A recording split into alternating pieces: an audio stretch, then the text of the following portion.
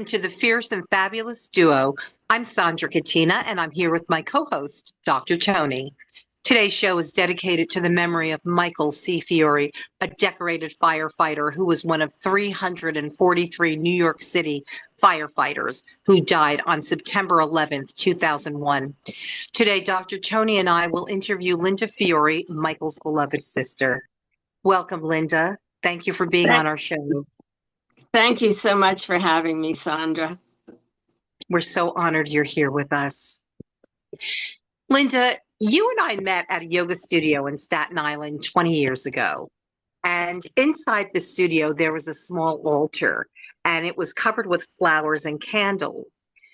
In the middle of the altar was a funeral card with a photo of Michael Fiore, a firefighter who was in full uniform, and he died on 9/11. And I wondered what his affiliation with that studio was. And then you walked into class. I was teaching a dance class there, and you wore a blue firefighter's jacket. And I asked where you got the jacket, and you said it was my brother's jacket. And I said, "Is Michael Fiore your brother?" And you said, "Yes." And that's when I learned that your brother was one of the firefighters who passed. Linda, before we talk about Michael, would you tell us about yourself?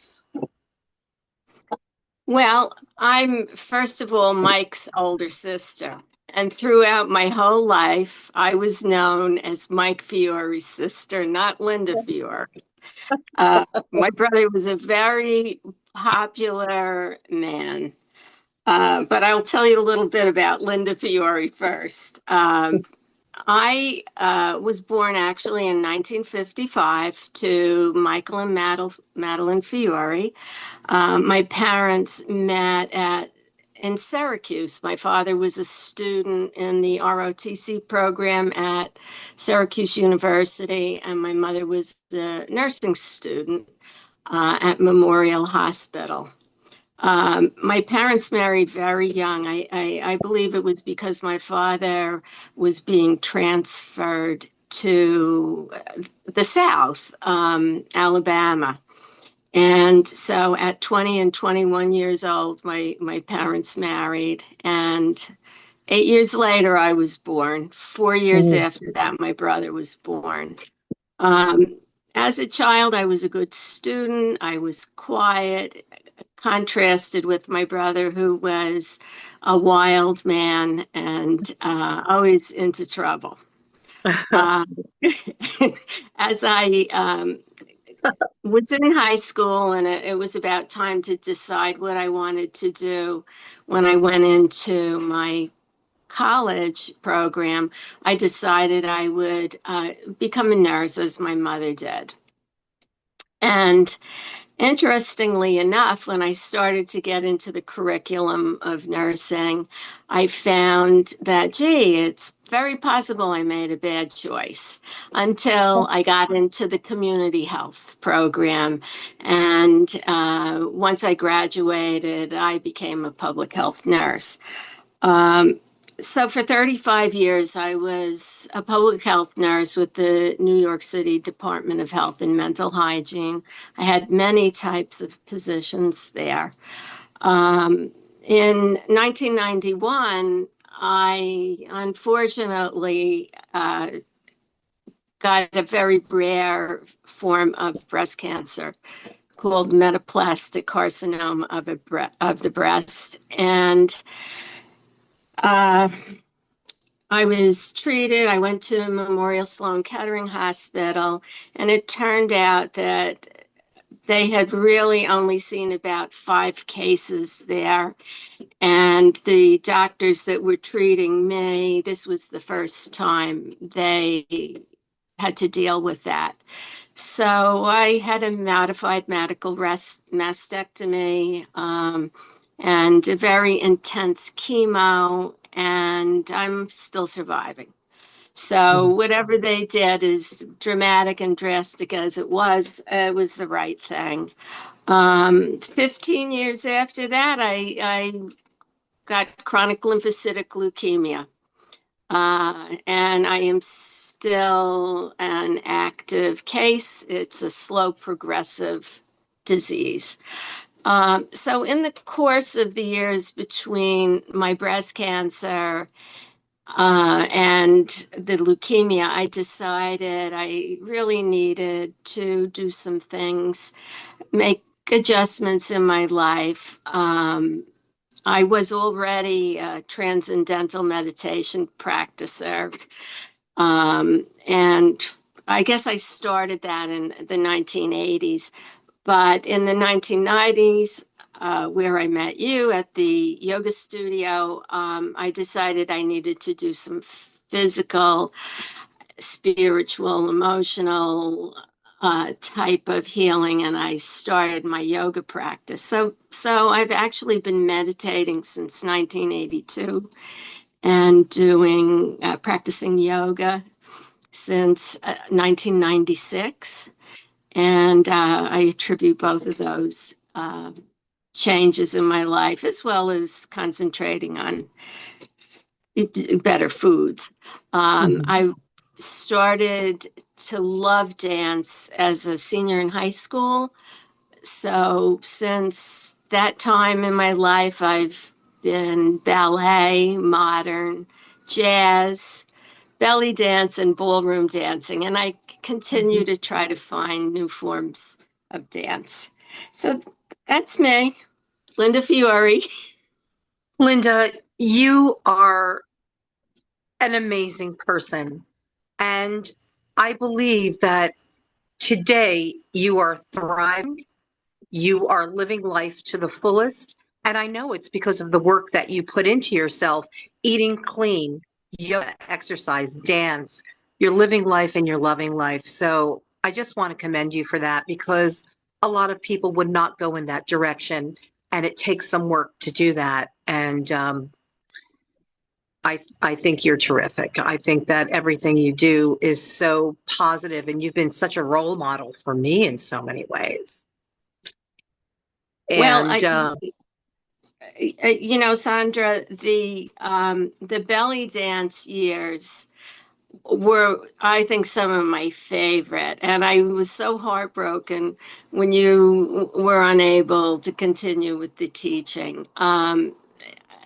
Belly dance made me fierce and strong, just the way my teacher was and is, continues to be. yeah, belly dancing too for me was they were the happiest years of my life, and so much fun. And I got to meet you and so many other wonderful people like you. And I always attracted an interesting group of women. They were strong, they were powerful, they were smart, successful. Always had exceptional people in my life through dance. So you were so close with your brother, and you already shared some of that. What was it like growing up with him? I didn't know he was such a wild man. Well, it's interesting when Michael was born. He was a colicky baby, and he required a lot of attention from my parents.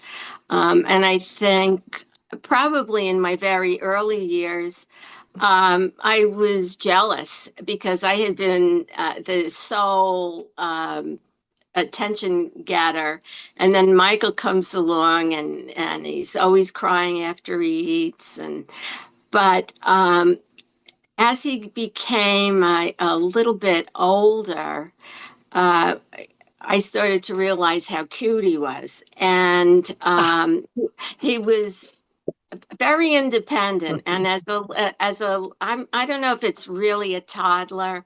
It's probably that 3-year old mark. But he started to have a favorite outfit, and it was a little red hoodie and cowboy boots. And Oh, cute. back in the days when we were young, your parent could say, open up the back door and let you go out and play. So Michael Yeah. would have his little jeans, cowboy boots, and hoodie on, And his first friend, his name was David, was autistic.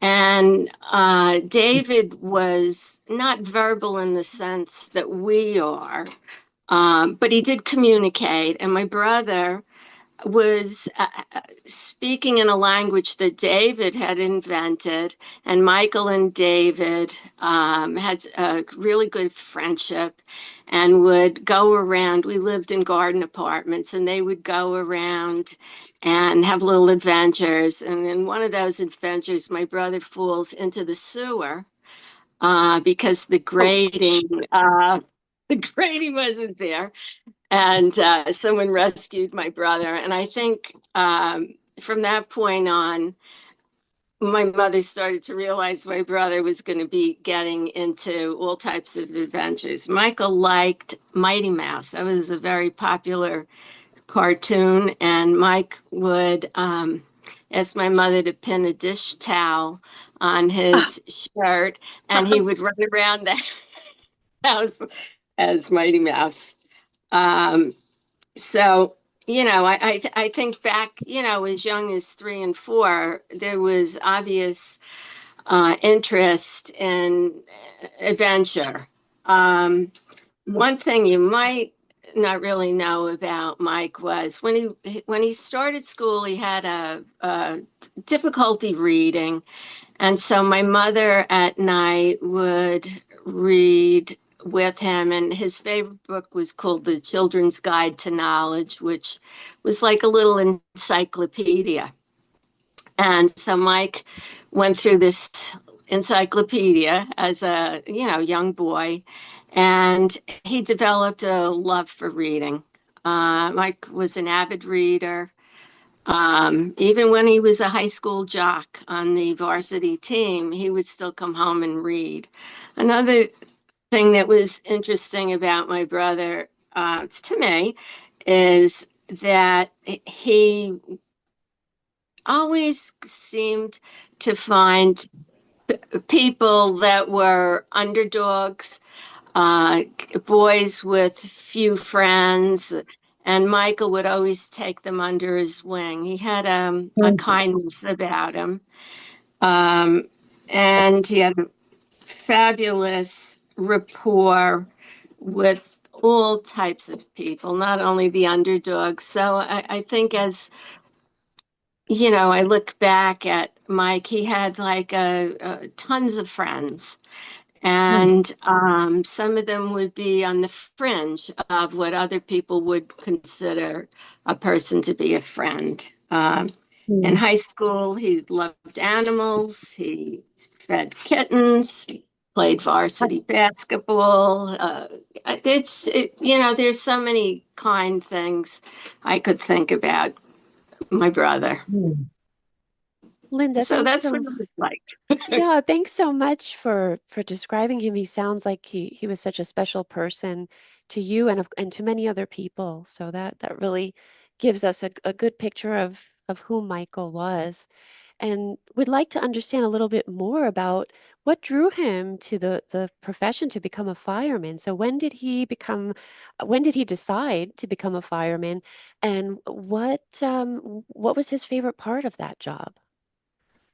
Well, when Mike was in college, he was a business major, and I think what happens a lot of times when someone graduates from college, you're not going to fall right into your favorite job.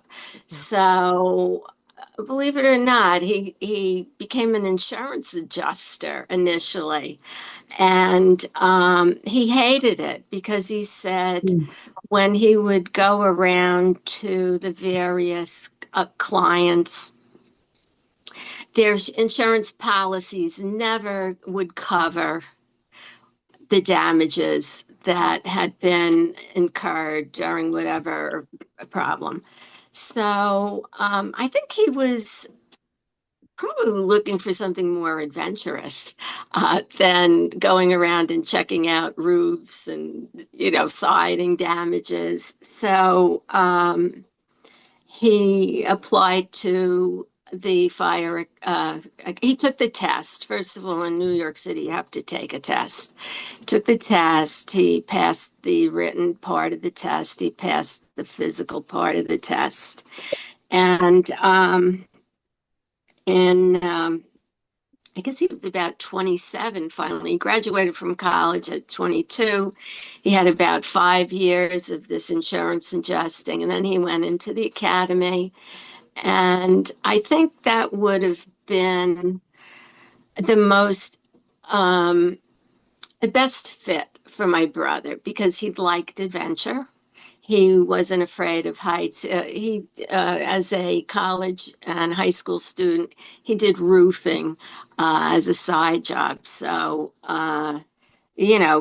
going up on ladders and rescuing people as Mighty Mouse would do back in his younger years. I think that's what it probably was what drew him to that type of a career.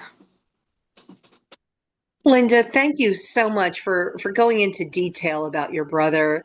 Uh, he just sounds like such a kind and empathetic man. He and also someone who really lived life.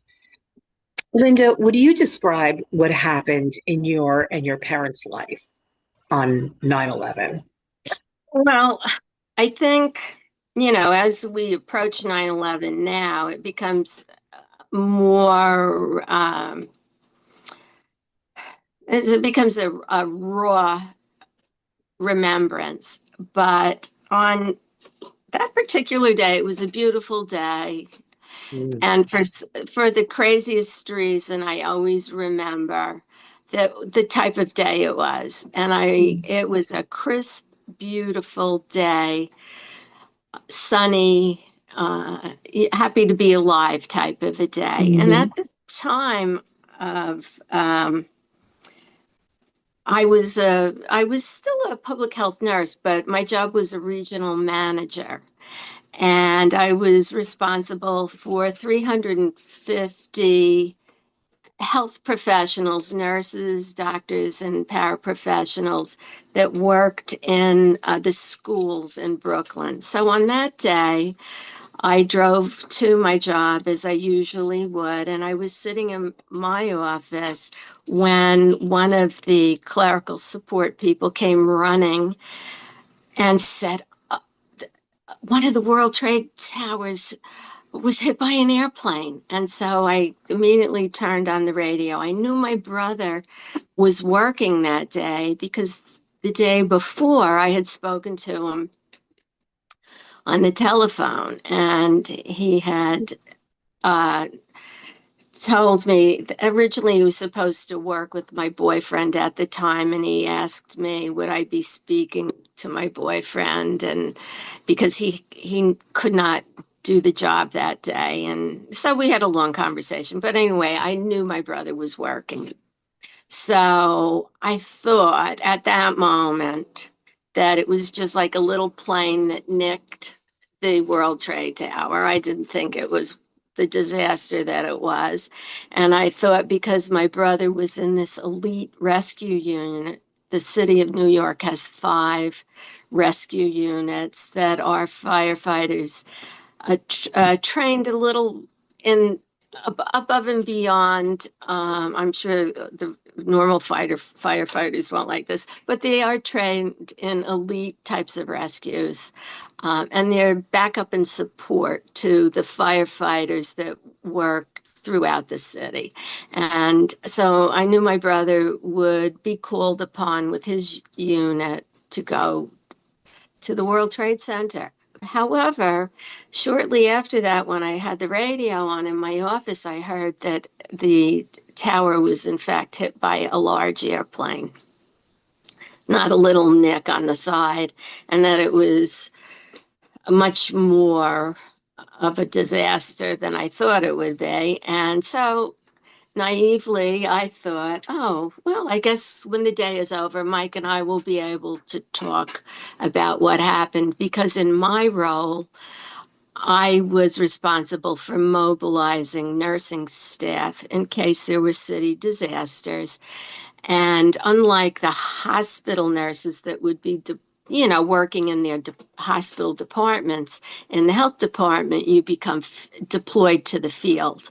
So I knew that I was going to be called upon in my role to get personnel down to the ground zero area. I had no idea what would be coming down the pike, though. I had no idea that the building would collapse and that the other tower would collapse and that the city would shut down. So I kept calling my parents, and aside from doing my job, of course, calling my parents, my sister-in-law, and asking, had they heard about Mike? And all anybody knew was that the whole group, well, 12 men, went up. They got there. We knew that much. We knew that my brother was the chauffeur. We knew that he had parked the vehicle. And that's all we knew. And for the rest of the day, uh, my parents and we tried to keep in touch. And at 9 o'clock at night, when I finally got home from my job, I received a phone call from my father, and he said, "You've got to get down to Mike's house right now." So I drove down there to be greeted. It wasn't a greeting; it was a horrible nightmare of two of my brother's colleagues in full dress uniform, something you never want to see, crying. And they were there to, officially inform that my brother and all 12 of the men actually um, were presumed dead. And so it was a horrible experience to put it into words. It's very difficult to put what it was into words. It was just terrible. And my parents were crying. I was crying. My brother's children were crying. And I had very visceral experience as well as crying. I wouldn't even recognize myself. I took it so badly. And my father and mother and I left my brother's home crying, and we all cried the whole night through. It was terrible. It was really awful. And, it's very difficult to even tell you, because whatever words are coming out of my mouth are really not, it's not even a sliver of the emotion. Oh, Linda, thank you for sharing that. Mhm. Yeah, Linda, thank you so much. I can only imagine how difficult it is. It's more than 2 decades later, but it's still painful that thinking about a person you loved so much. So thank you so much for helping us understand what it was like for you. And it's important that we never forget, right? We have to remember all these wonderful people who sacrificed their lives, and you do remember, you do keep his spirit alive. So can you share with us a little bit about how you commemorate Michael's memory on 9/11 each year? Yes.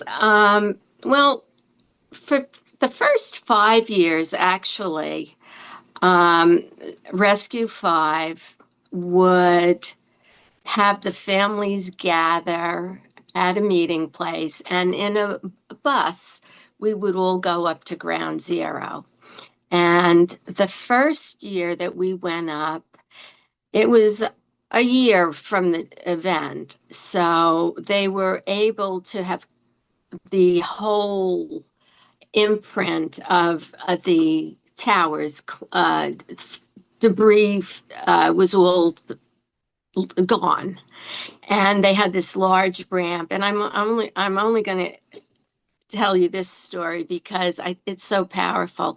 They had this large ramp, and they had, I guess you would call it, large pieces of wood in a square at the North Tower site and the South Tower site.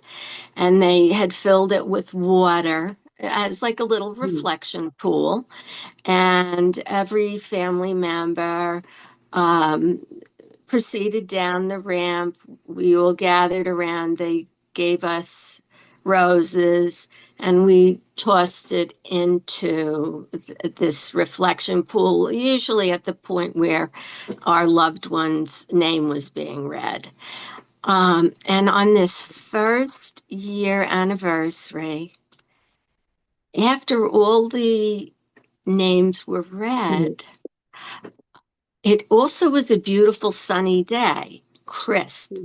A very large cloud, darkness came over this reflection pool, and wind started swirling.